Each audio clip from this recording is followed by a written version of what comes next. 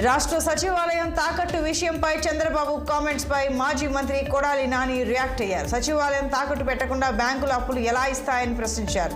అవసరాలు ఉన్నప్పుడు ఏదైనా తాకట్టు పెట్టాల్సి వస్తుందని తెలిపారు. సచివాలయం అనేది 10 ఎకరాల ఆస్తి మాత్రమే, 20 కోట్లు ఉంటుందేమో అని ఆయన వ్యాఖ్యానించారు. సచివాలయం తాకట్టు పెట్టకూడదని రాజ్యాంగంలో ఏమైనా రాశారా అని కౌంటర్ ఇచ్చారు. అవసరమైనప్పుడు ప్రభుత్వ ఆస్తులను బ్యాంకులకు తాకట్టు పెట్టడం మామూలే, విడిపించడం మామూలేనని కొడాలి నాని అన్నారు. ఈ రాష్ట్రంలో 4 లక్షల కోట్ల రూపాయలు అప్పులు ఉన్నాయి. దాంట్లో 2,50,000 కోట్ల రూపాయలు చంద్రబాబు నాయుడు చేశాడు. 4 లక్షల రూపాయల్లో 2,50,000 కోట్ల రూపాయలు జగన్మోహన్ రెడ్డి గారు చేసినటువంటి అప్పులు. ప్రభుత్వ ఆస్తులు తాకట్టు పెట్టకుండా బ్యాంకులో లోన్ ఇస్తారా?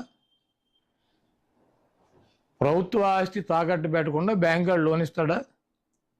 పలానా తాకట్టు పెట్టాలి, పలానా తాకట్టు పెట్టకూడదు, పలానాది మార్టిగేజ్ చేయాలి, పలానా షూటీ చేయాలని ఏమన్నా డాక్టర్ బిఆర్ అంబేద్కర్ గారు రాజ్యాంగంలో రాశారా? సెక్రటేరియట్ ఏంటి చంద్రబాబు గారిదా? ప్రభుత్వాన్ని.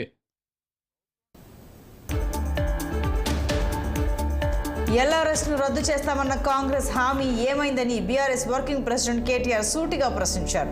రద్దు చేస్తామని బట్టి విక్రమార్క గతంలో చెప్పారన్నారు. నో ఎల్ఆర్ఎస్, నో టీఆర్ఎస్ అన్నారని గుర్తు చేశారు. బీఆర్ఎస్ హయాంలో ఎల్ఆర్ఎస్ ఫీజులు కట్టమంటే రక్తమాంసాలు పీలుస్తున్నామని విమర్శించారన్నారు. ఎల్ఆర్ఎస్ ఫీజుల రూపంలో కాంగ్రెస్ ప్రభుత్వం డబ్బు వసూలు చేస్తోందని ఆరోపించారు. దీని ద్వారా ప్రజల నుంచి 20,000 కోట్లు రాబట్టాలని చూస్తోందన్నారు. గతంలో బట్టి చెప్పినవి వట్టి మాటలని అర్థమైందని కేటీఆర్ ఎద్దేవా చేశారు.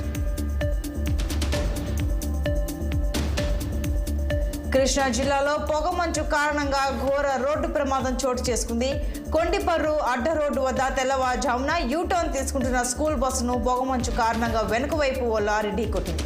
అదే దారిలో వస్తున్న ఒక కారు సడన్ గా కారును వెనుక భాగంలో పాల వ్యాన్ ఢీకొట్టింది. అదే క్రమంలో పాల వ్యాన్ను ఆర్టీసీ బస్సు ఢీకొట్టింది.